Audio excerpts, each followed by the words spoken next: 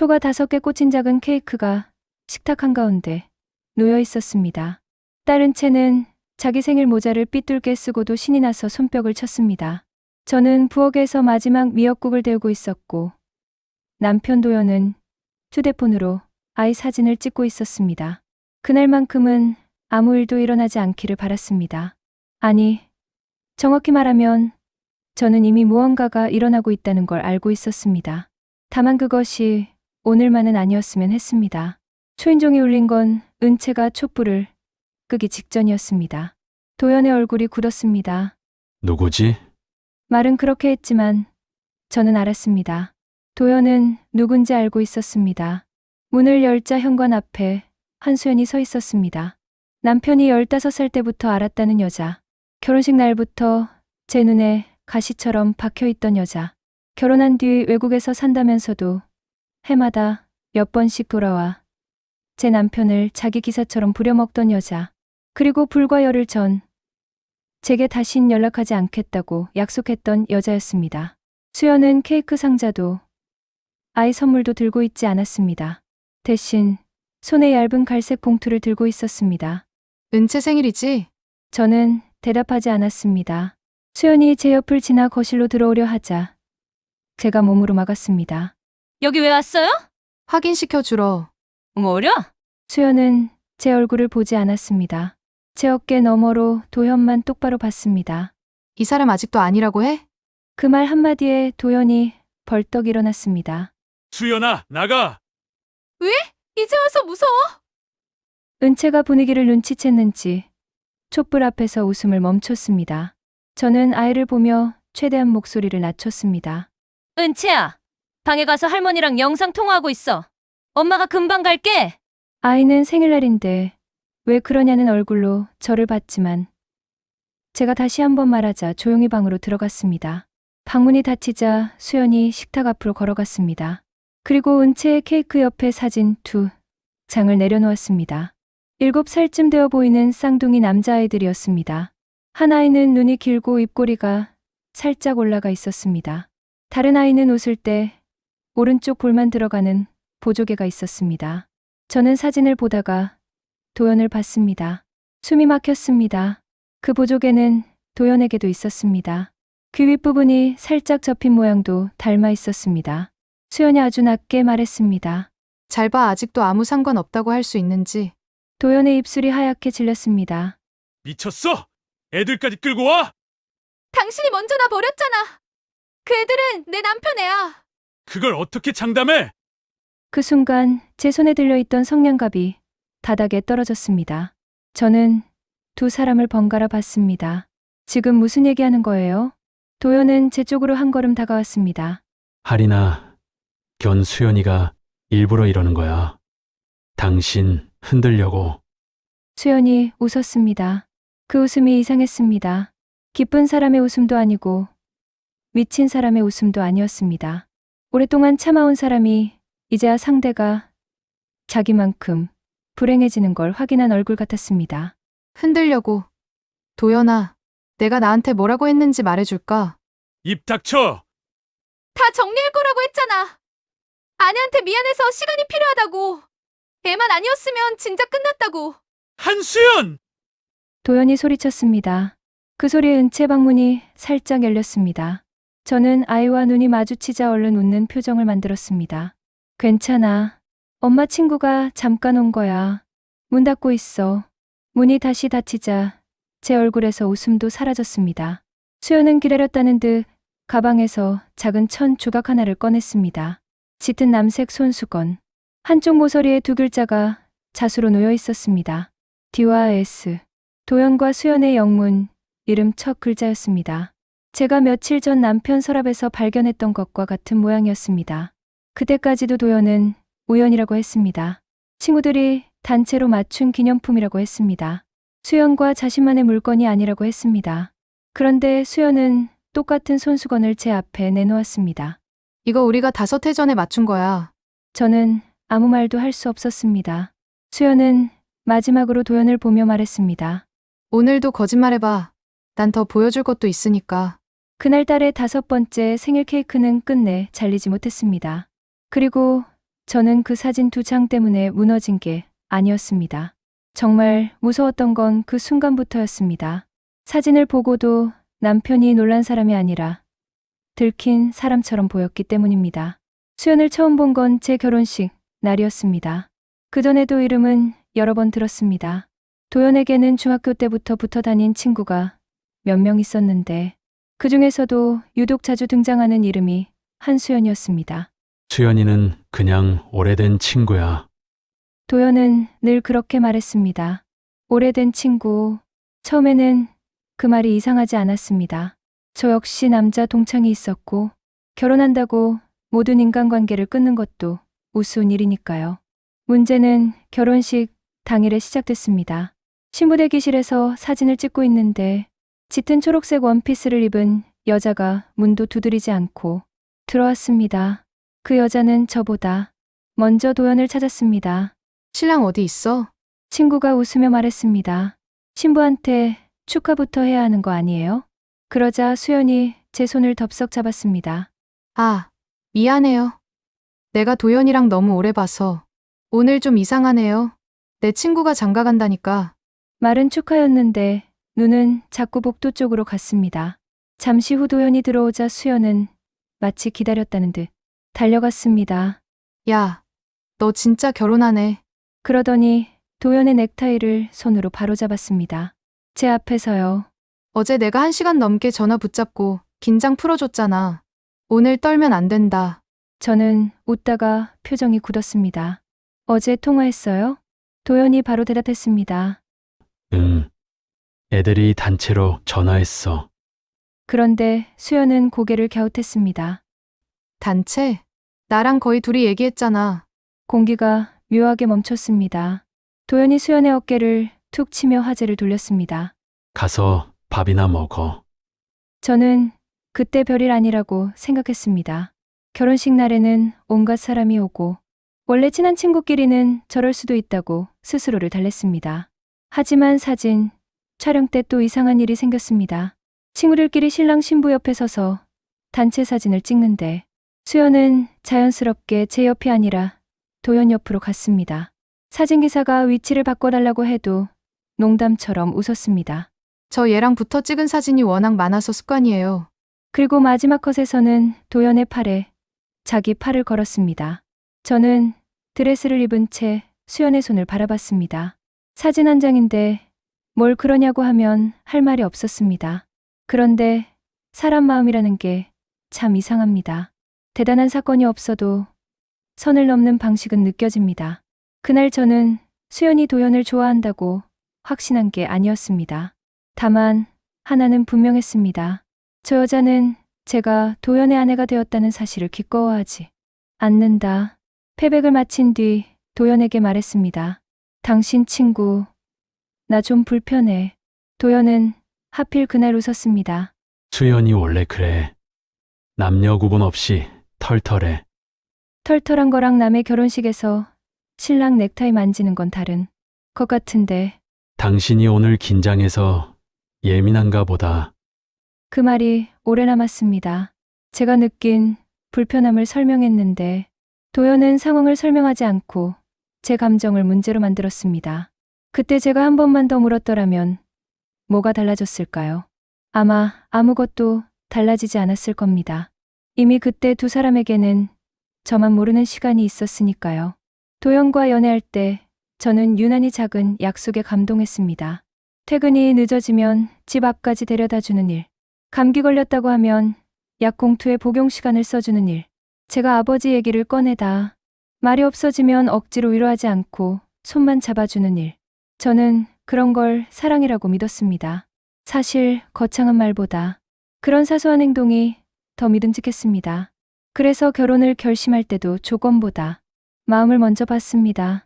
도연도 제 어린 시절 이야기를 들은 뒤 한동안 말이 없었습니다. 그러다 어느 날 차 안에서 제 손을 잡고 말했습니다. 하리나, 나는 적어도 너한테 집 나가는 사람은 안 될게. 그 말은 프로포즈보다 오래 기억에 남았습니다. 저는 그 약속이 평생 지켜질 거라고 믿었습니다. 저와 도연에게 가족이라는 말은 남들보다 조금 무거웠습니다. 저는 초등학교 때 아버지가 집을 나갔습니다. 어머니는 이유를 자세히 말하지 않았지만 저는 커가면서 알게 됐습니다. 다른 여자가 있었습니다. 집에서 아버지 흔적이 하나씩 사라질 때마다 어머니는 제 앞에서 울지 않았습니다. 대신 늦은 밤 설거지를 오래 했습니다. 깨끗한 그릇을 계속 물로 헹구며 수도 소리의 울음을 숨겼습니다. 그 모습을 보며 저는 결혼하면 절대 아이 앞에서 그런 집을 만들지 않겠다고 생각했습니다. 도연도 비슷했습니다. 도연의 부모님은 도연이 13살 때 갈라섰고 한동안 친척집을 오가며 살았다고 했습니다. 연애할 때 도연은 제게 이런 말을 했습니다. 나는 가정이 깨지는 게 제일 무서워. 그 말을 들었을 때 저는 이 사람만큼은 적어도 외도는 하지 않겠구나 생각했습니다. 자기가 얼마나 아팠는지 아는 사람이니까요. 우리는 화려하게 시작한 부부가 아니었습니다. 혜원시 외곽의 작은 아파트를 전세로 얻었고 둘 다 일했습니다. 도연은 유통회사 영업팀이었고 저는 작은 출판사에서 경리 일을 했습니다. 돈은 넉넉하지 않았지만 저녁에 같이 밥을 먹을 사람이 있다는 게 좋았습니다. 은채가 태어난 뒤에는 더 그랬습니다. 도연은 새벽에 아이가 울면 저보다 먼저 일어나는 날도 있었습니다. 분유를 타다 비유를 틀려 다시 만들고 기저귀를 거꾸로 채워 저한테 혼나기도 했습니다. 그때의 도연은 분명 좋은 아빠였습니다. 그래서 저는 더 오래 믿었습니다. 아이한테 자라는 모습을 볼 때마다 제가 느낀 이상함을 제 손으로 다시 덮어버리게 됐습니다. 수연은 결혼 후 얼마 지나지 않아 해외에 나갔습니다. 서린국이라는 곳에서 무역 일을 하는 남자와 결혼한다고 했습니다. 저는 솔직히 안도했습니다. 거리가 생기면 자연스럽게 멀어질 거라 생각했습니다. 그런데 이상하게도 수연이 해외로 간 뒤 두 사람의 연락은 줄지 않았습니다. 오히려 더 숨기기 쉬워졌던 것 같습니다. 밤늦게 도연 휴대폰에 알림이 울리면 늘 같은 말이었습니다. 시차가 있어서 지금 연락 온 거야. 제가 누구냐고 물으면 또 같은 대답이었습니다. 수연이 저쪽은 아직 저녁이래. 친구가 외국에서 살면 그럴 수도 있다고 생각했습니다. 수연도 결혼했고 나중에는 쌍둥이까지 낳았으니까요. 결혼한 여자와 결혼한 남자가 무슨 일이 있겠어. 저는 그 상식을 믿었습니다. 그런데 결혼했고 아이도 있는데 설마 거기까지 갔겠냐는 생각 하나로 저는 제 불안을 계속 눌러버렸습니다. 누군가 작정하고 거짓말을 하면 상식은 오히려 의심을 늦추는 방패가 되기도 합니다. 수연은 해마다 두세 번씩 혜원시에 왔습니다. 친정도 이 근처였고 친구들도 많았습니다. 처음 한두 번은 저도 같이 만났습니다. 셋이 밥을 먹고 차를 마셨습니다. 그런데 이상하게도 수연은 저와 친해지려 하지 않았습니다. 제게 질문하는 척하면서도 모든 대화의 끝은 도연이었습니다. 도연이는 학교 때 진짜 말랐었어요. 얘 20살 때 술 못 마시는 척 하더니 제일 많이 마셨어요. 도연이 매운 거 못 먹는 거 아시죠? 제가 대답할 틈도 없이 자기가 더 많이 한다는 말을 계속 얹었습니다. 어느 날은 제가 웃으며 말했습니다. 이제는 제가 더 잘 알죠. 같이 사는데. 수연은 잠깐 저를 보더니 웃었습니다. 같이 산다고 다 아나? 그 말이 기분 나빴지만 괜히 싸움을 만드는 사람처럼 보이고 싶지 않아 넘겼습니다. 그러다 어느 해부터 수연은 아예 저를 부르지 않았습니다. 공항에 도착하면 도연에게 연락했습니다. 짐이 많다며 데리러 오라고 했습니다. 쇼핑을 하면 상자가 무겁다며 차를 가져오라고 했습니다. 친구들과 술을 마시면 늦었다며 집까지 데려다 달라고 했습니다. 도연은 매번 투덜거리면서도 갔습니다. 걔가 여기 차가 없잖아. 택시 있잖아. 밤늦게 여자 혼자 위험하잖아. 그럼 자기 남편한테 연락하지. 왜 당신한테 해? 외국에 있는 사람이 뭘 어떻게 해. 그 말이 반복될수록 저는 점점 지쳤습니다. 한 번은 제가 대놓고 말했습니다. 당신은 수연 씨 한국 올 때마다 남편이 아니라 수행기사 같아. 도연이 기분 나쁜 얼굴로 저를 봤습니다. 오래된 친구 힘들다는데 그 정도도 못해? 친구가 아니라 경계가 없는 것 같아서 그래. 또 시작이네. 내가 뭘 시작해?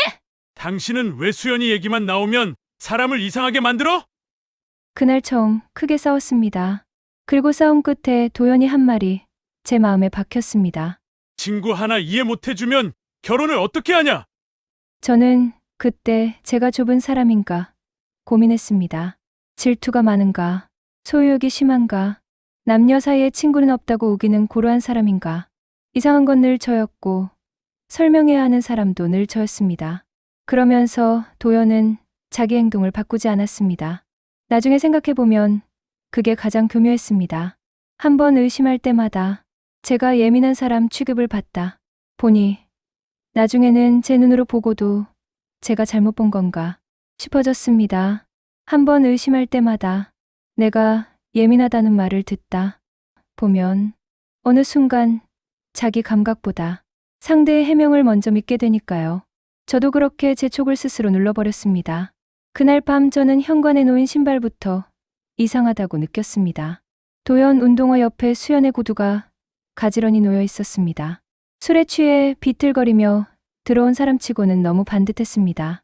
거실 탁자에는 수연의 휴대폰이 있었고 화면이 한번 켜졌습니다. 저는 일부러 보지 않으려 했습니다. 남의 휴대폰을 엿보는 사람이 되고 싶지 않았습니다. 하지만 짧게 뜬 알림 한 줄이 눈에 들어왔습니다. 도착했어? 보낸 사람 이름은 저장되어 있지 않았습니다. 수연은 이미 우리 집 안에 있었는데 누군가에게 도착 여부를 묻는 메시지가 온 겁니다. 그때는 별 뜻 없이 지나쳤습니다. 하지만 나중에 생각해보니 그날 수연은 술에 취해 우연히 우리 집에 들어온 사람이 아니라 누군가에게 자기 동선을 설명하고 있던 사람이었습니다. 문제가 터진 건 수연이 귀국한 지 사흘째 되던 밤이었습니다. 도연은 동창 몇 명과 잠깐 술만 마시고 오겠다고 했습니다. 저는 은채를 재우다 같이 잠들었습니다. 새벽 2시가 조금 넘어 현관문 소리에 깼습니다. 도연이 비틀거리며 들어왔습니다. 그런데 혼자가 아니었습니다. 뒤에서 수연이 따라 들어왔습니다. 둘 다 술 냄새가 심했습니다. 제가 불을 켜자 수연이 소파에 털썩 앉았습니다. 미안해요. 택시를 잡으려는데 너무 어지러워서. 저는 도연을 쳐다봤습니다. 호텔 잡아주든가 친정 데려다주면 되잖아. 도연은 혀가 꼬인 채 말했습니다. 엄마네 너무 멀어. 얘 그냥 조금 있다가 가면 돼. 우리 집이 숙박업소야? 수연이 손을 들었습니다. 하린 씨, 나 때문에 싸우지 마요. 나 진짜 1시간만 누워있다 갈게. 그런데 1시간은커녕 수연은 소파에서 그대로 잠들었습니다. 도연도 안방에 들어오자마자 쓰러졌습니다. 저는 거실 한쪽에 이불을 덮어주고도 잠이 오지 않았습니다. 새벽 내내 기분이 더러웠습니다. 누군가는 제가 과민하다고 할 수도 있습니다. 하지만 남편이 술 취한 여자친구를 새벽 2시에 집으로 데려오고 아내가 불편하다고 하는데도 아무렇지 않게 재우는 건 적어도 제 상식 밖의 일이었습니다. 아침 7시쯤 은채가 먼저 일어났습니다. 엄마, 거실에 이모 있어. 저는 순간 아차 싶었습니다. 수연이 깼나 싶어 나갔는데 소파는 비어 있었습니다. 욕실에서 물소리가 났습니다. 조금 뒤 문이 열렸습니다. 수연이 도연의 회색 티셔츠를 입고 나왔습니다. 그리고 그 아래에는 남편의 남색 트렁크 팬티가 보였습니다. 저는 그 자리에서 말을 잃었습니다. 수연은 너무 자연스럽게 머리를 수건으로 말리며 말했습니다. 어제 옷에 술을 쏟아서 빨아놨어요. 마를 때까지 잠깐 빌렸어요. 제가 물었습니다. 팬티까지요? 수연이 피식 웃었습니다. 속옷을 젖은 걸 입을 순 없잖아요. 남의 남편 속옷을 입는 건 괜찮고요. 그제야 도연이 방에서 나왔습니다. 상황을 보더니 인상을 찌푸렸습니다. 그런데 놀랍게도 수연이 아니라 저한테 말했습니다. 아침부터 왜 그래? 그 한마디에 저는 정말 어이가 없었습니다. 왜 그러냐고? 술 취해서 실수한 거잖아. 누구 실수인데? 당신 친구가 우리 집에서 당신 팬티 입고 있는 게 내 실수야? 도연이 낮게 한숨을 쉬었습니다. 그 표정이 아직도 기억납니다. 아내를 달래야겠다는 얼굴이 아니었습니다. 번거로운 문제 하나가 또 생겼다는 얼굴이었습니다. 수연은 아무렇지 않게 냉장고를 열었습니다. 물 좀 마셔도 되죠? 저는 그 모습을 보면서 이상한 생각이 들었습니다. 저 여자는 왜 부끄러워하지 않을까? 정말 아무 사이가 아니어서 떳떳한 걸까? 아니면 이미 부끄러워할 선을 훨씬 전에 넘어버린 걸까? 그날 수연이 돌아간 뒤 저는 욕실 빨래 바구니에서 젖은 원피스를 봤습니다. 그런데 이상했습니다. 술을 쏟았다는 앞부분은 거의 젖지 않았고 치맛자락 끝만 물에 적셔져 있었습니다. 누가 씻어놓은 것처럼요.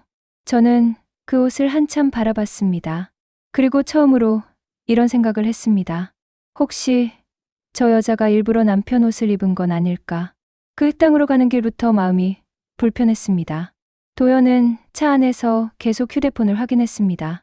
누구와 메시지를 주고받는지 묻지 않아도 알 것 같았습니다. 도착하자 수연은 이미 시어머니 취향에 맞춰 꽃까지 준비해 두었습니다. 제가 며칠 전 도연에게 물었습니다.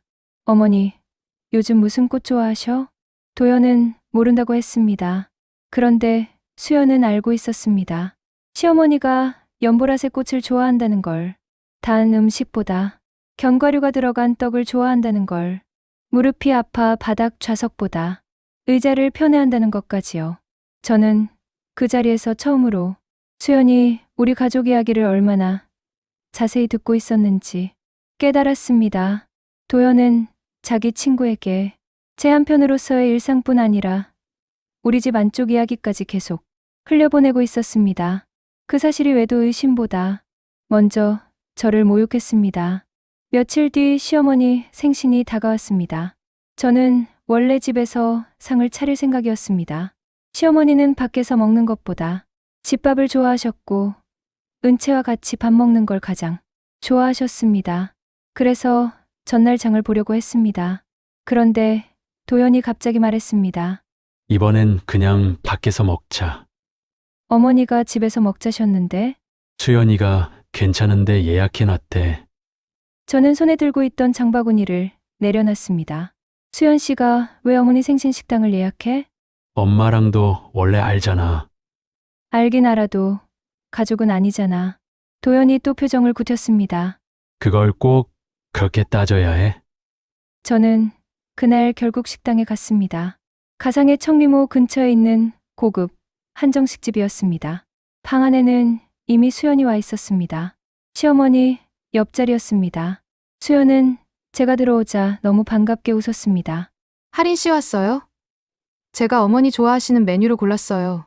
저는 그 말을 듣는 순간 묘한 모욕감을 느꼈습니다. 며느리는 저인데 제가 손님처럼 늦게 들어간 기분이었습니다. 식사가 시작되고 수연은 시어머니의 반찬을 챙겼습니다. 도연이 좋아하는 음식을 제일 먼저 덜어줬고 신우이 윤서와 오래된 이야기를 주고받았습니다. 저는 은채밥을 먹이며 조용히 있었습니다. 그러다 윤서가 갑자기 젓가락을 내려놓았습니다.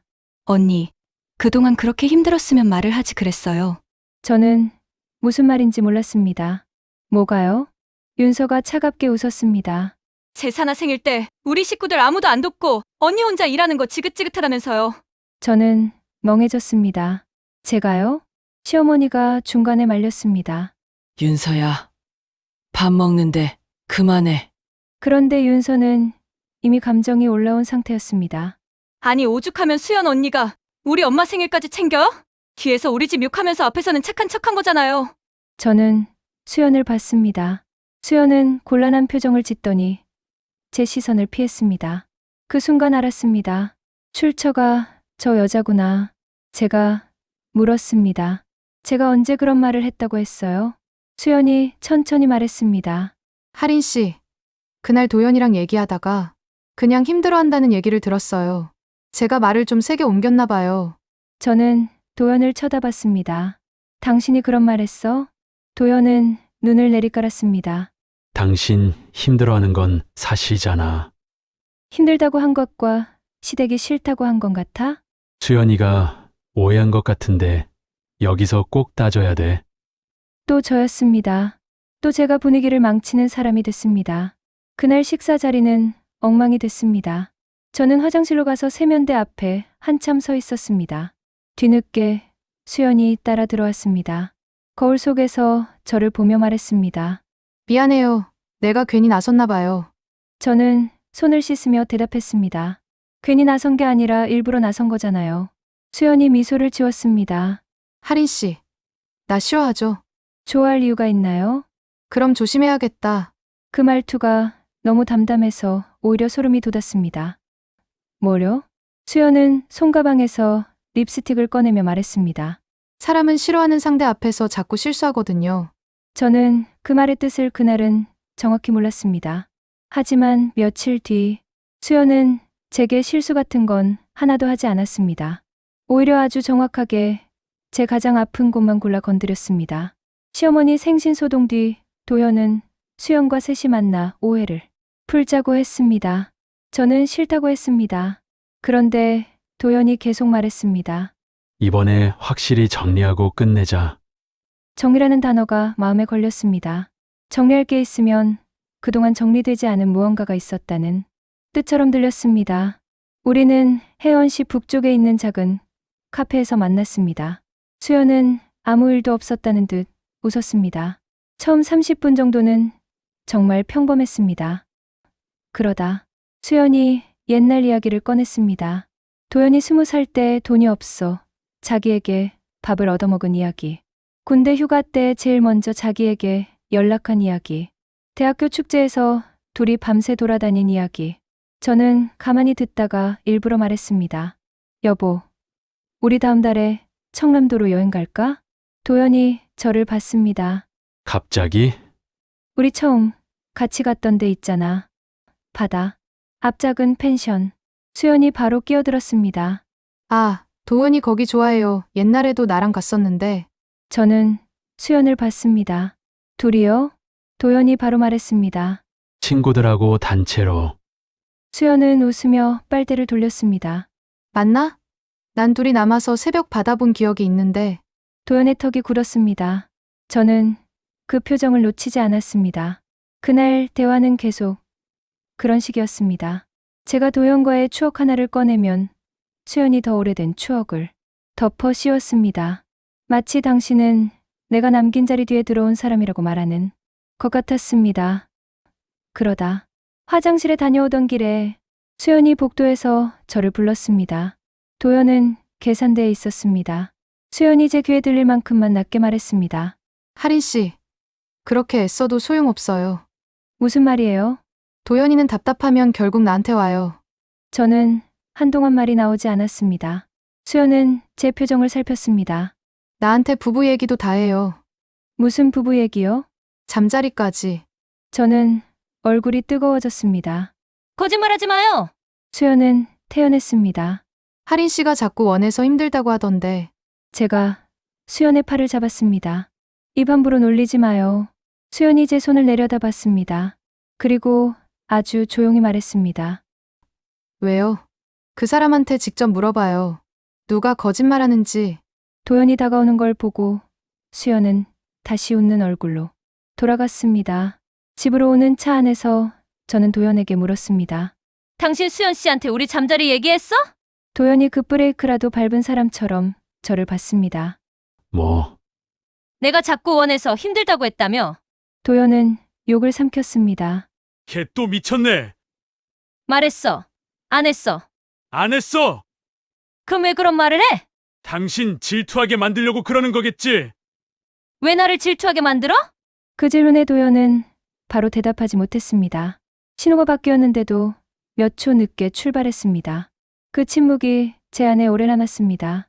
수연이 거짓말하는 것일 수도 있었습니다. 그런데 제가 더 두려웠던 건 도연이 거짓말을 할 때와 아닐 때의 표정을 저는 이미 잘 알고 있다는 사실이었습니다. 그날 도연은 억울한 얼굴이 아니었습니다. 걸릴까봐 계산하는 얼굴이었습니다. 며칠 뒤 수연이 제 SNS를 팔로우했습니다. 이상했습니다. 결혼한 지 오래됐는데 이제 와서 왜? 처음 며칠은 별것 없었습니다. 아이, 사진, 친정에서 먹은 음식, 혜원 씨 야경. 그런데 점점 그리 묘해졌습니다. 오래된 인연은 잠깐 멀어진다고 사라지지 않는다. 내 자리를 늦게 알아보는 사람도 있다. 가족이란 피가 아니라 결국 돌아오는 곳. 누구라고 쓰진 않았습니다. 그래서 더 기분이 나빴습니다. 제가 의미를 부여하면 제가 예민한 사람이 되는 방식이었습니다. 어느 날 밤 수연에게 메시지가 왔습니다. 잠깐 볼래요? 도연이 없이. 저는 한참 고민하다 나갔습니다. 장소는 청림천 옆 산책로였습니다. 사람이 드문 밤 11시였습니다. 수연은 벤치에 앉아 있었습니다. 저를 보자마자 말했습니다. 나 도연이 좋아해요. 예상했던 말인데도 귀가 멍해졌습니다. 저는 물었습니다. 언제부터요? 수연은 웃지도 않았습니다. 오래됐어요. 당신 결혼했잖아요. 결혼했다고 마음이 없어져요? 그럼 내 남편도 알아요? 수연이 고개를 들었습니다. 알죠. 그 말이 제 심장을 찔렀습니다. 뭘 알아요? 내가 자기 좋아하는 거 그런데도 계속 만났다고요? 도연이가 끊지 않았으니까. 저는 입술을 깨물었습니다. 둘이 잤어요? 수연은 바로 대답하지 않았습니다. 그 침묵이 너무 길었습니다. 저는 다시 물었습니다. 잤냐고요? 수연이 제 얼굴을 보며 말했습니다. 그걸 알아서 뭐 하게요? 대답해요. 수연은 한참 뒤 이렇게 말했습니다. 한 번도 아니라고 하면 믿을래요? 저는 손이 떨렸습니다. 그럼 했다는 거네. 수연이 피식 웃었습니다. 도연이한테 물어봐요. 그날 집으로 돌아오자마자 도연을 깨웠습니다. 거실 불을 켜고 울었습니다. 수연 씨가 당신 좋아하는 거 알고 있었어? 도연은 잠에서 덜 깬 얼굴로 저를 보다가 금방 정신을 차렸습니다. 걔가 또 뭐라고 했는데? 알고 있었냐고. 예전부터 좀 그런 티는 냈지. 그걸 알면서 계속 둘이 만났어? 나는 친구로만 봤으니까. 둘이 잤어? 도연이 눈을 크게 떴습니다. 미쳤어? 대답해. 안 잤어? 수연 씨는 애매하게 말하던데. 걔가 당신 약 올리는 거야. 왜? 나도 모르지. 당신이 선을 그었으면 저 여자가 왜 저렇게까지 해? 그 순간 도연이 소리쳤습니다. 내가 뭘 잘못했는데? 저는 오히려 조용해졌습니다. 잘못한 게 없다는 사람의 분노가 저렇게 클 수 있을까? 그날 밤 도연은 방문을 3개 닫고 들어갔습니다. 저는 거실에 혼자 앉아 새벽까지 휴대폰을 들여다봤습니다. 수연의 글이 하나 새로 올라와 있었습니다. 사진은 오르른 바닷가였습니다. 글은 한 줄이었습니다. 끝난 적이 없는데 누가 끝났다고 정했을까? 저는 그 글을 캡처했습니다. 처음으로 증거를 모아야겠다는 생각이 들었습니다. 어느 토요일, 도연이 은채를 데리고 놀이터에 간 사이였습니다. 서재 서랍 맨 아래에서 작은 나무 상자가 하나 나왔습니다. 안에는 낡은 영화표, 군대 시절 사진, 동창회 명찰 같은 것들이 있었습니다. 나무 상자 안에는 또 하나 이상한 물건이 있었습니다. 작은 영수증이 반으로 접혀 있었습니다. 혜원시에서 차로 2시간은 가야 하는 청남도 해변 카페. 영수증이었습니다. 날짜를 보는 순간 기억이 났습니다. 그날 도연은 회사 워크숍이라고 했습니다. 저는 막 출산휴가를 끝내고 복직한 지 얼마 안 됐고 은채가 감기에 걸려 친정어머니에게 맡기고 출근하던 때였습니다. 도연은 밤에 전화해서 미안하다고 했습니다. 오늘은 회사 사람들이랑 늦게 끝날 것 같아. 은채 잘 부탁해. 저는 그 말을 믿고 혼자 아이를 병원에 데려갔습니다. 그런데 영수증에는 커피 2잔과 디저트 2개가 찍혀 있었습니다. 회사 워크숍에서 왜 카페 계산이 2사람 몫뿐이었을까? 저는 그 종이를 손수건 옆에 나란히 놓았습니다. 하나씩 보면 설명 가능한 물건들이었습니다. 하지만 같이 놓자 전혀 다른 이야기가 됐습니다. 그 뒤로 저는 도연의 물건을 보기 시작했습니다. 이런 말은 부끄럽지만 사실입니다. 옷주머니를 확인했고 차 안 영수증을 받고 오래된 서랍을 열었습니다. 결혼 생활 내내 하지 않던 일이었습니다. 의심하는 사람이 되고 싶지 않았기 때문입니다. 그런데 이미 저는 의심하는 사람이 되어 있었습니다. 그중 깃튼 남색 손수건 하나가 눈에 띄었습니다. 모서리에 D와 S가 자수로 놓여 있었습니다. 처음에는 별 생각 없이 봤습니다. 그런데 S가 자꾸 걸렸습니다. 도연의 이름은 D로 시작했습니다. 수연도 S였습니다. 제가 손수건을 들고 기다리자 도연은 귀가하자마자 표정이 굳었습니다. 이게 뭐야? 옛날 거. 누구랑 맞춘 건데? 친구들이랑 왜 D랑 S만 있어? 브랜드 이니셜인가 보지. 거짓말이었습니다. 너무 허술해서 더 당황스러웠습니다. 제가 휴대폰으로 자수 부분을 찍자 도연이 갑자기 손수건을 빼앗았습니다. 남의 물건 뒤지는 게 그렇게 재밌어? 저는 그 말에 확신했습니다. 수연 씨 건에 도연은 대답하지 않았습니다. 맞지? 아니라고 했잖아. 그럼 왜 뺏어? 당신이 자꾸 의미 부여하니까. 다음날 저는 수연에게 사진을 보내지 않았습니다. 대신 수연의 남편을 찾았습니다. SNS를 오래 뒤져서 겨우 이름을 알아냈습니다. 류세진. 서림국에서 무역 관련 일을 한다는 남자였습니다. 저는 사흘을 고민했습니다. 남의 가정까지 흔드는 게 맞을까? 내가 오해한 거면 어쩌지? 수연의 말이 전부 도발이면? 그러다 새벽에 또 수연의 글이 올라왔습니다. 주인 없는 물건은 언젠가 원래 자리로 돌아온다. 사진에는 남색 손수건이 놓여 있었습니다. 똑같은 자수, D와 S. 그 순간 더는 망설이지 않았습니다. 저는 유세진에게 메시지를 보냈습니다. 한수연 씨 남편분 맞으신가요? 저는 이도현의 아내 서아린입니다. 꼭 확인해야 할 일이 있습니다. 답장은 예상보다 빨리 왔습니다. 드디어 연락하셨네요. 그 한 문장에 온몸이 식었습니다. 드디어. 그 사람은 저를 이미 알고 있었습니다. 류세진과 처음 통화한 날을 잊지 못합니다. 그는 처음부터 화내지 않았습니다. 오히려 지나치게 차분했습니다. 하린 씨가 언제 연락하시나 했습니다. 제가 물었습니다. 저를 알고 계셨어요? 사진으로 많이 봤습니다. 누구한테요? 제 아내 휴대폰에서요. 숨이 막혔습니다. 세진은 잠시 말을 멈추었다가 이어갔습니다. 저도 처음엔 친구라고 믿었습니다. 오래된 친구니까 연락할 수 있다고 생각했어요. 그런데 5해 전부터 이상했습니다. 5해 전, 은채가 태어나기 전이었습니다. 세진은 그동안 모아둔 것들이 있다고 했습니다.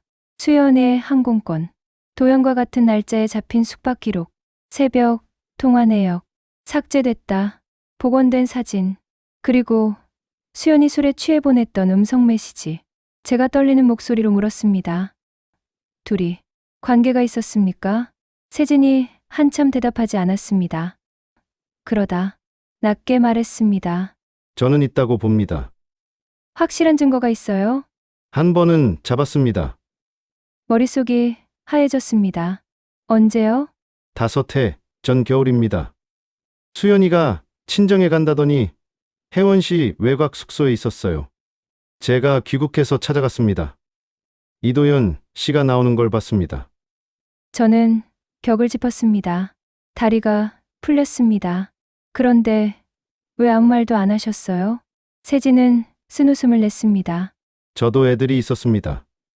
쌍둥이가 2살이었어요. 수연이가 죽겠다고 했습니다. 다시는 안 만나겠다고 빌었고요. 그 뒤에도 계속 만났다고요? 네. 어떻게 알아요?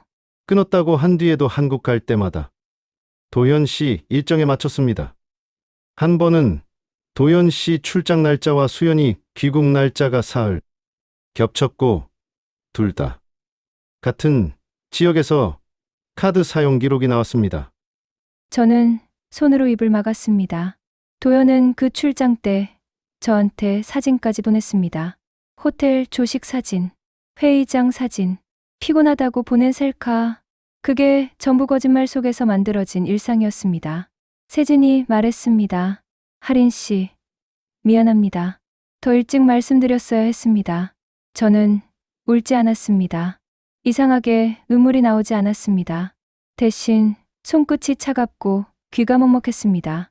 수연 씨가 왜 이제 와서 저한테 이러는 걸까요? 세진이 한숨을 쉬었습니다. 최근에 제가 이혼 얘기를 꺼냈습니다. 그래서요? 수연이가 도연 씨한테 선택하라고 한 것 같습니다. 그제야 모든 게 이어졌습니다.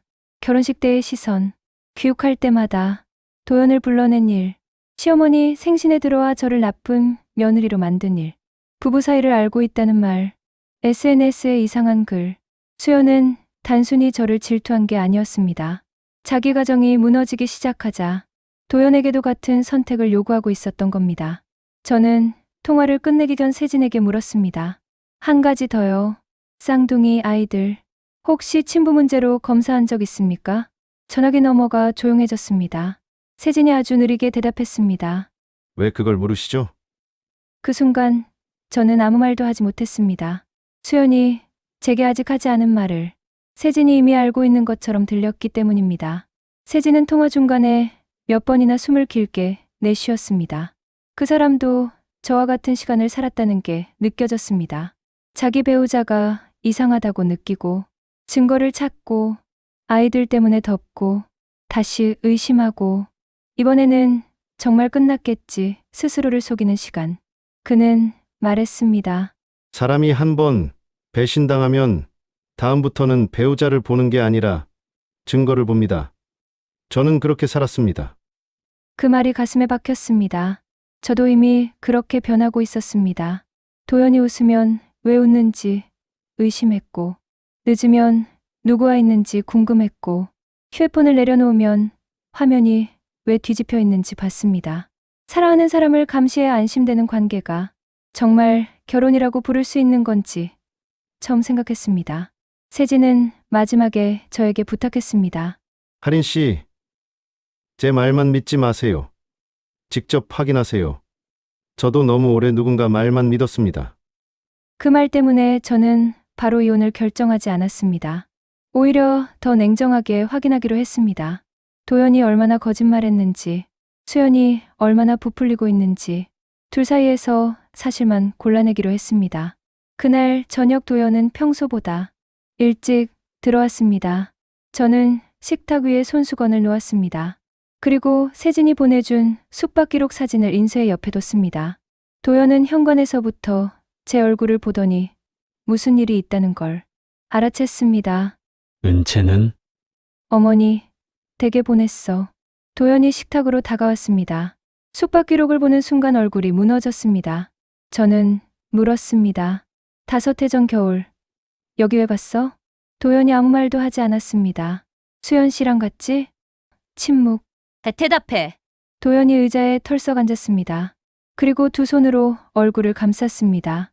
그 모습을 보는 순간 이상하게도 가슴이 더 차가워졌습니다. 끝까지 아니라고 잡아떼던 사람이 증거 앞에서 조용해지는 순간, 사실은 말보다 훨씬 선명하게 보였습니다. 도연이 겨우 입을 열었습니다. 한 번이었어. 저는 웃음이 나왔습니다. 뭐가? 딱 한 번 실수했어. 5해 전? 응, 그 뒤에는? 아무것도 없었어. 저는 세진이 보내준 다른 자료를 꺼냈습니다. 재작년 청남도 출장, 같은 날 수연의 숙박 결제, 작년 겨울 새벽 2시 통화 48분, 올해 봄 도연 카드로 결제된 여성용 향수. 도연은 하나씩 볼 때마다 표정이 바뀌었습니다. 이건 설명할 수 있어. 해봐. 출장 때 만난 건 맞는데 따로 잤어. 새벽 통화는? 수연이가 남편이랑 싸웠다고 해서. 향수는? 생일 선물.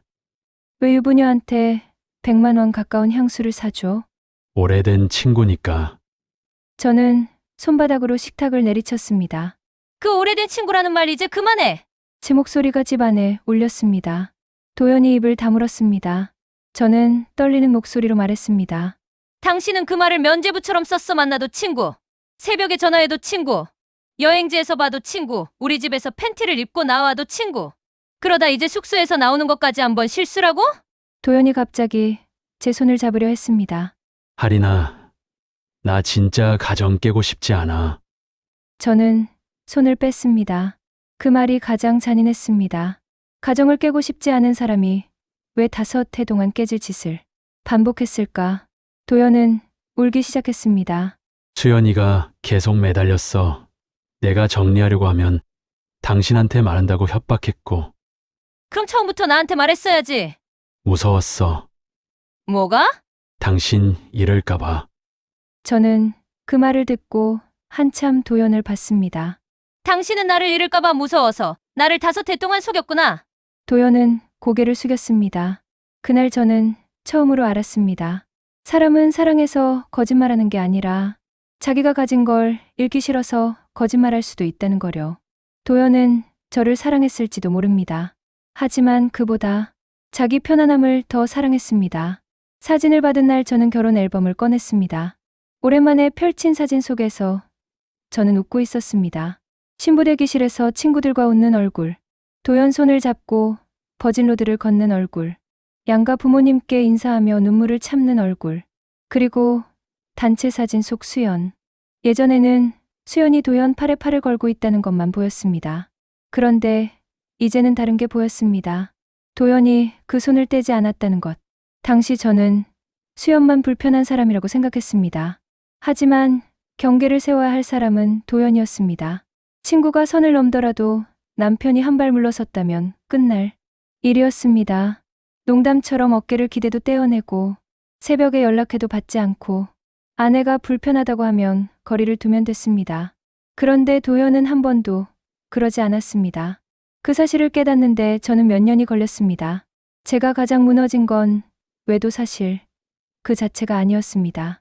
세진이 다음 날 보내준 한 장의 사진 때문이었습니다. 사진의 날짜는 제 결혼식 전날이었습니다.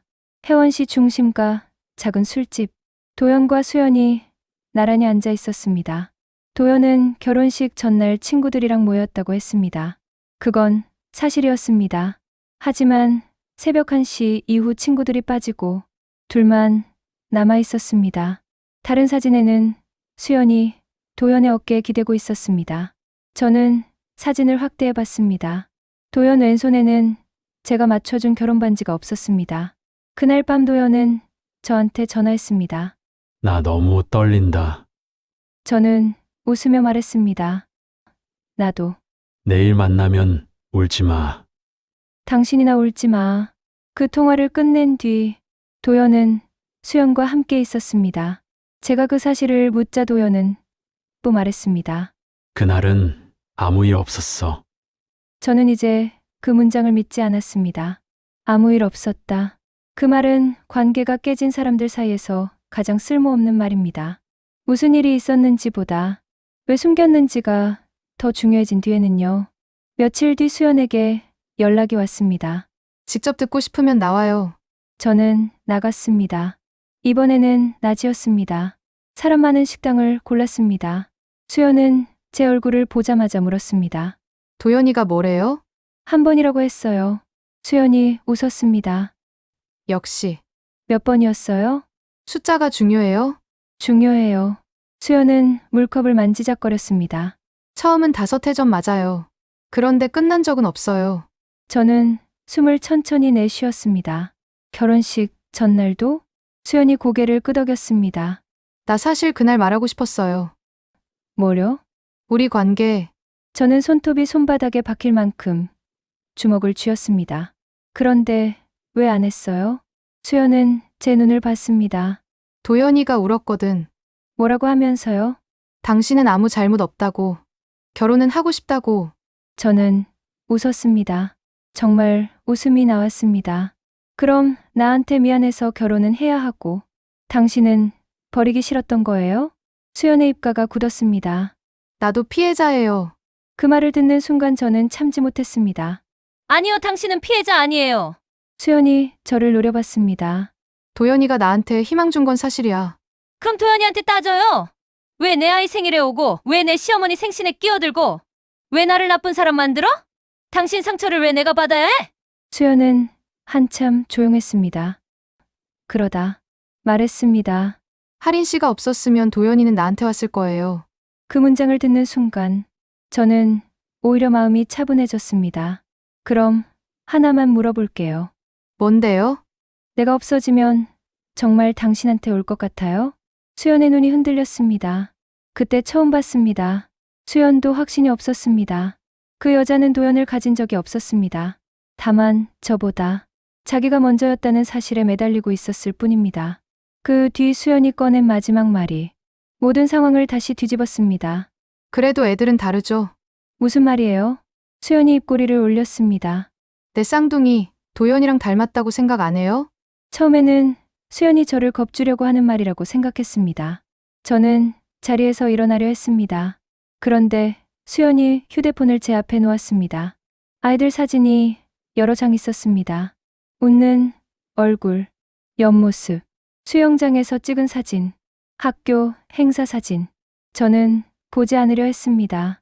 그런데 보기 싫은데도 눈이 떨어지지 않았습니다. 하나의 귀가 도연과 닮아 보였습니다. 다른 아이의 눈매도 비슷해 보였습니다. 수연이 낮게 말했습니다. 쌍둥이 태어난 날짜 계산해보면 알 텐데. 저는 머릿속으로 날짜를 계산하려다 멈췄습니다. 그럴 필요가 없었습니다. 정확한 날짜를 안다고 진실이 되는 것도 아니니까요. 검사했어요? 제가 묻자 수연이 바로 대답하지 않았습니다. 안 했죠? 수연이 말했습니다. 세진이는 자기 애라고 믿고 싶어 했으니까. 당신은요? 나는 모르겠어요. 그날 집으로 돌아오는 길은 기억이 잘 나지 않습니다.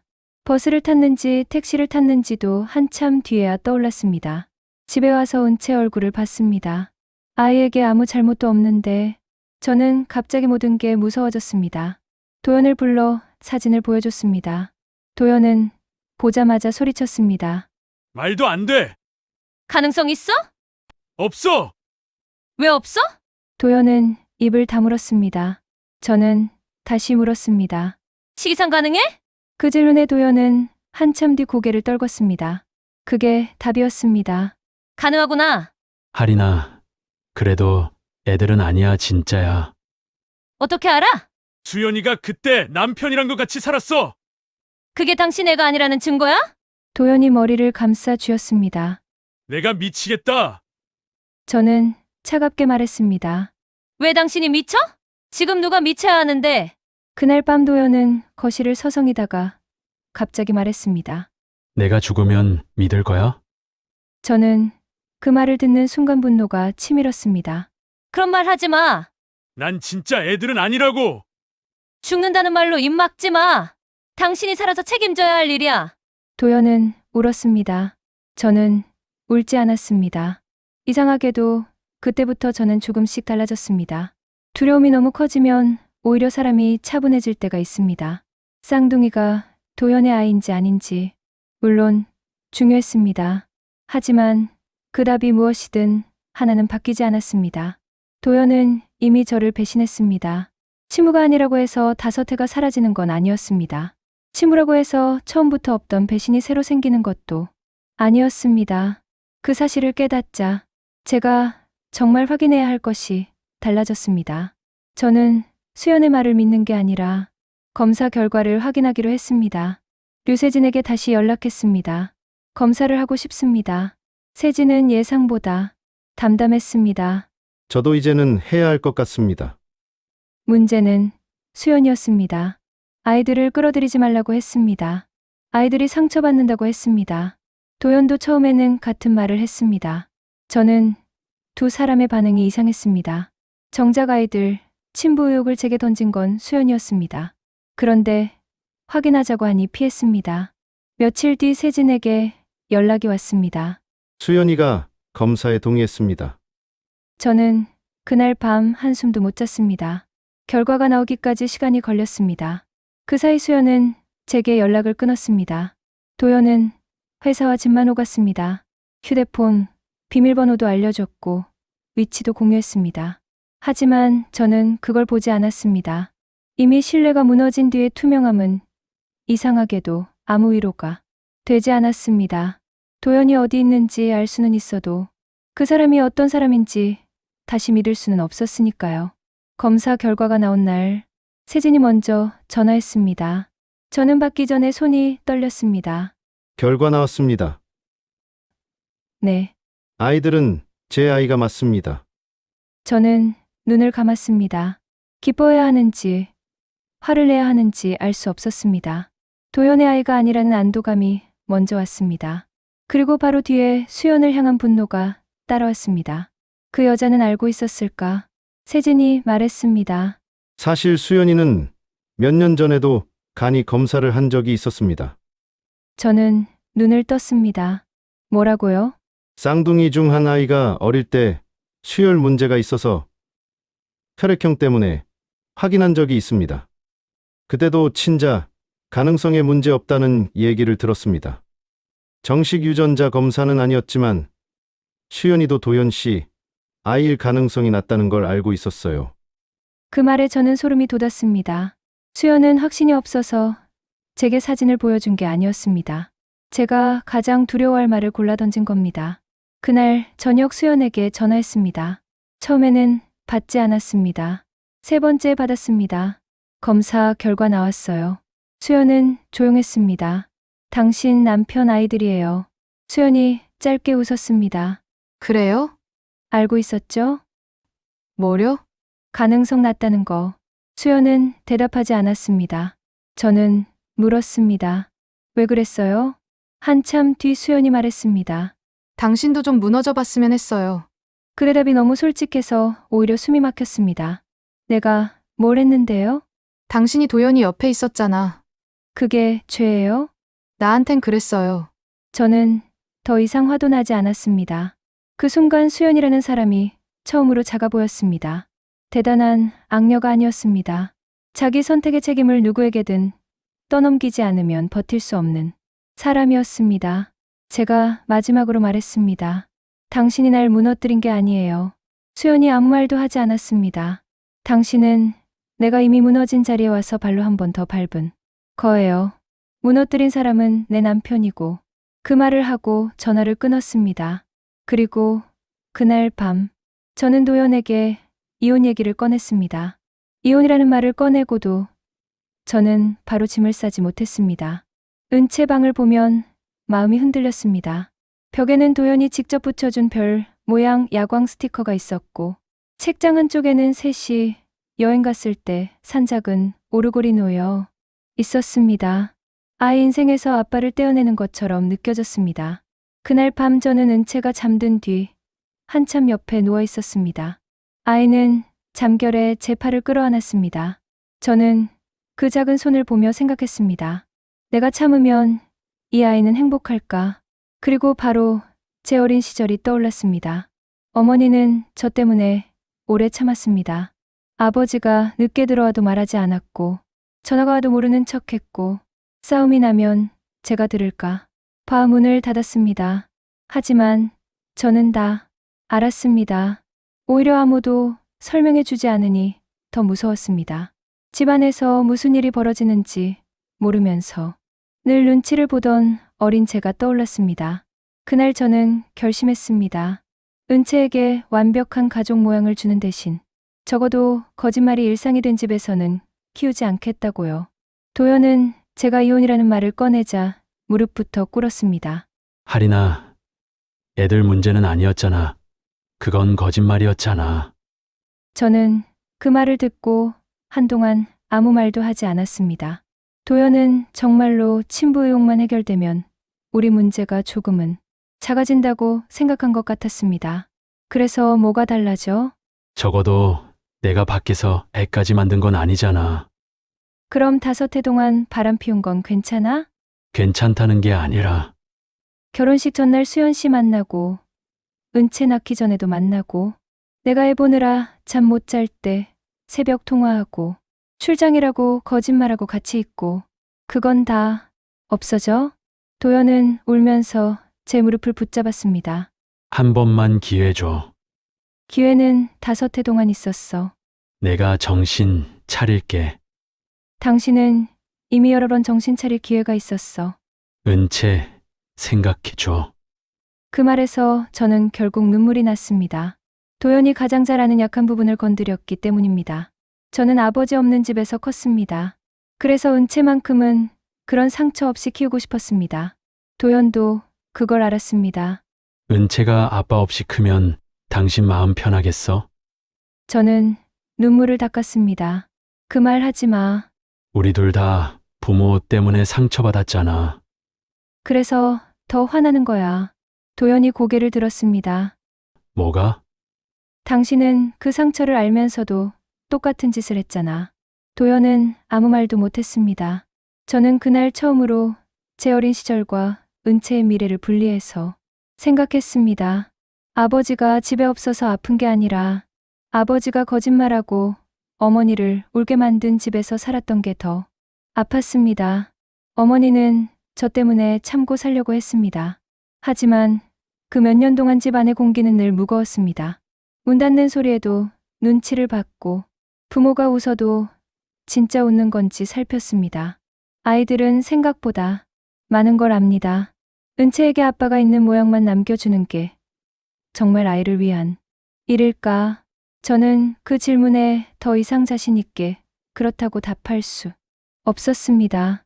도연은 며칠 동안 친정과 시댁에 전화를 돌렸습니다. 시어머니는 처음엔 저를 붙잡았습니다. 사람이 실수할 수도 있지 않겠니? 제가 다소대라고 말하자 전화기 넘어가 조용해졌습니다. 한참 뒤 시어머니가 울었습니다. 내가 미안하다. 그 말을 듣는 순간 저도 같이 울었습니다. 저는 누가 제 대신 도연을 욕해주길 바란 게 아니었습니다. 제가 겪은 일이 실제라는 걸, 제가 예민해서 만든 일이 아니라는 걸 누군가 인정해주길 바랐던 것 같습니다. 며칠 뒤 시어머니는 제게 이렇게 말했습니다. 은채 때문에 내 인생을 다 내놓지는 마라. 그 말이 제가 결정을 내리는데 큰 힘이 됐습니다. 이혼 서류를 준비하던 중 또 하나의 사실이 나왔습니다. 세진이 보내준 자료 속에서 날짜가 하나 이상했습니다. 도연이 분명 회사 출장이라고 했던 날, 회사에는 연차를 쓴 기록이 있었습니다. 저는 도연의 예전 이메일을 확인했습니다. 출장 일정표가 있긴 했습니다. 그런데 파일 생성 날짜가 출발 하루 전이었습니다. 누군가 개인적으로 만든 문서였습니다. 제가 도연에게 물었습니다. 이 출장 진짜 아니지? 도연은 처음에는 또 설명하려 했습니다. 그러다 제 표정을 보고 포기했습니다. 수연이가 한국 들어왔던 날이야. 며칠 같이 있었어? 이틀. 둘이 숙소에 있었어? 도연은 고개를 끄덕였습니다. 그 순간 이상하게도 마음이 아주 조용해졌습니다. 처음 들켰을 때 도연은 한 번이라고 했습니다. 다른 기록이 나오자 만난 건 맞지만 잠은 따로 잤다고 했습니다. 아이 친부 의혹이 나오자 애들만큼은 아니라고 했습니다. 그리고 이제는 가짜 출장까지 인정했습니다. 진실은 늘 제가 증거를 한 장씩 내밀 때마다 조금씩 늘어났습니다. 저는 도연에게 물었습니다. 당신 말 중에 내가 아직 모르는 거 얼마나 남았어? 도연은 대답하지 못했습니다. 그게 마지막이었습니다. 저는 더 이상 진실을 캐지 않기로 했습니다. 그때까지만 해도 저는 하나라도 더 알아야 이 관계를 끝낼 수 있을 거라고 생각했습니다. 저도 그랬습니다. 몇 번 만났는지, 어디서 만났는지, 누가 먼저였는지, 무슨 말을 했는지. 하지만 어느 순간 알았습니다. 진실이 충분해서 끝나는 게 아니라 더 알아도 믿을 수 없다는 걸 깨달을 때 끝나는 관계도 있습니다. 저와 도연이 그랬습니다. 저는 서류에 도장을 찍었습니다. 도연은 한참 종이를 보다가 말했습니다. 정말 끝이야? 저는 대답했습니다. 응. 수연이 때문에? 저는 고개를 저었습니다. 당신 때문에. 그 말을 듣고 도연이 울었습니다. 하지만 저는 더 이상 위로하지 않았습니다. 그 순간만큼은 달래줄 마음이 조금도 생기지 않았습니다. 처음 몇 달은 아주 사소한 순간에도 도연이 생각났습니다. 마트에서 도연이 좋아하던 반찬을 보면 손이 먼저 갔고, 은채가 학교에서 만든 가족 그림을 가져오면 마음이 무너졌습니다. 어느 날 은채가 세 사람을 그려왔습니다. 엄마, 은채, 그리고 조금 떨어진 곳에 아빠. 저는 그림을 보며 물었습니다. 아빠는 왜 저기 있어? 은채가 아무렇지 않게 말했습니다. 아빠는 다른 집에 사니까 그래도 우리 아빠잖아. 그 말을 듣고 저는 오래 울었습니다. 제가 가장 두려워한 건 은채가 가족이 깨졌다고 생각하는 것이었습니다. 그런데 아이는 어른보다 단순하고 정확했습니다. 같이 살지 않아도 아빠는 아빠였고, 엄마와 사는 집은 자기 집이었습니다. 아이에게 필요한 건 억지로 붙어 있는 두 사람이 아니라 자기에게 거짓말하지 않는 어른들이라는 걸 저는 은채에게 배웠습니다. 이혼 절차가 끝난 뒤 한동안 은채는 아빠가 왜 같이 안 사는지 물었습니다. 저는 아이에게 자세한 이야기를 하지 않았습니다. 엄마랑 아빠가 같이 살 때 자꾸 서로 힘들어져서 이제는 따로 살면서 은채를 사랑하기로 했어. 은채는 처음에는 이해하지 못했습니다. 그럼 아빠가 나 싫어해? 저는 아이를 꼭 안았습니다.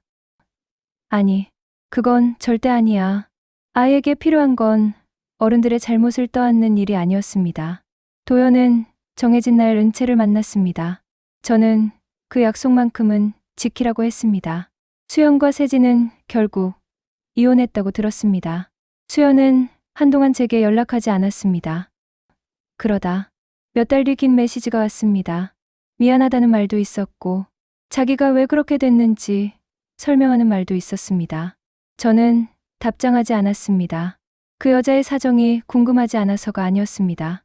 이해한다고 해서 다시 제 삶 안으로 들일 필요는 없다고 생각했기 때문입니다. 도연은 마지막까지 수연과는 끝났다고 했습니다. 저는 확인하지 않았습니다. 둘이 다시 만나든 평생 안 만나든 이제 제 인생과 상관없는 일이었습니다. 그해 겨울 은채 생일을 다시 작게 챙겼습니다. 지난 생일은 엉망이 됐으니 이번에는 둘만 하고 싶었습니다. 작은 케이크를 샀습니다. 초를 5개가 아니라 6개 꽂았습니다. 은채가 물었습니다. 엄마, 나 소원 말해도 돼? 속으로 빌어야 이루어진대. 은채가 눈을 감았습니다. 저는 아이 얼굴을 바라봤습니다. 예전 같았으면 저도 속으로 빌었을 겁니다. 우리 가족 오래오래 깨지지 않게 해주세요. 그런데 그날은 다른 생각을 했습니다. 가족은 깨지지 않는 모양이 중요한 게 아니구나. 거짓말을 견디며 붙어 있는 게 가족을 지키는 일도 아니구나.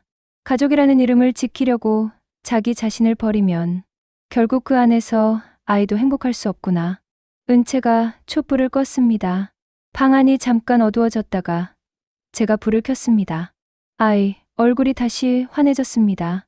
저는 그 순간 이상하게 마음이 놓였습니다.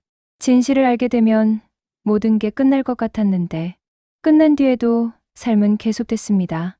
아침은 왔고 은채는 학교에 갔고 저는 다시 일했고 저녁이면 밥을 지었습니다. 아픈 기억은 사라지지 않았습니다. 다만 더 이상 제 하루를 결정하지는 않았습니다. 가끔 사람들은 제게 묻습니다. 쌍둥이가 도연 씨 아이가 아니었다니? 그래도 조금은 마음이 풀리지 않았어요? 아니요. 그 결과는 하나의 공포를 지웠을 뿐이었습니다. 배신 자체를 지워주지는 못했습니다. 오히려 저는 그때 분명히 알았습니다. 제가 끝내야 했던 건 수연과 도연의 관계가 아니라 제가 계속 제 감각을 의심하며 살아가던 시간이었습니다. 불편했는데도 참았습니다. 이상했는데도 이해하려 했습니다. 선을 넘었다고 느꼈는데도 제가 속 좁은 사람일까? 바입을 다물었습니다. 돌아보면 제 마음은 여러 번 신호를 보냈습니다. 결혼식장에서, 새벽 현관 앞에서, 시어머니 생신 자리에서, 손수건을 발견했을 때, 그때마다 마음이 걸렸는데도 저는 끝내 제 쪽 감각을 접어버렸습니다.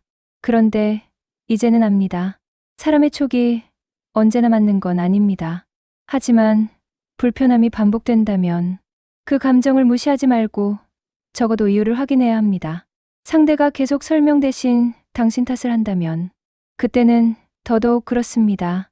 은채가 케이크 크림을 손가락에 묻혀 제 코에 찍었습니다. 엄마, 웃어. 저는 웃었습니다. 이번에는 억지로 만든 웃음이 아니었습니다. 딸 생일상에 놓였던 그 2장의 사진은 한동안 제 인생에서 가장 끔찍한 물건이었습니다. 하지만 시간이 지나고 보니 그 사진이 제 삶을 망친 건 아니었습니다. 이미 망가져 있던 관계를 더는 외면하지 못하게 했을 뿐이었습니다. 그날 남편이 끝내 눈을 들지 못했던 이유도 이제는 압니다. 사진 속 아이들이 자기 아이일까 봐 무서워서만은 아니었습니다. 제가 그 사진을 시작으로 5해 동안 감춰둔 모든 거짓말을 끝까지 찾아낼까 봐 두려웠던 겁니다. 그리고 저는 찾아냈습니다. 전부는 아닐지도 모릅니다. 하지만 충분했습니다. 제가 떠나기에는 저한테는 거기까지면 이미 끝내고도 남을 이유였습니다.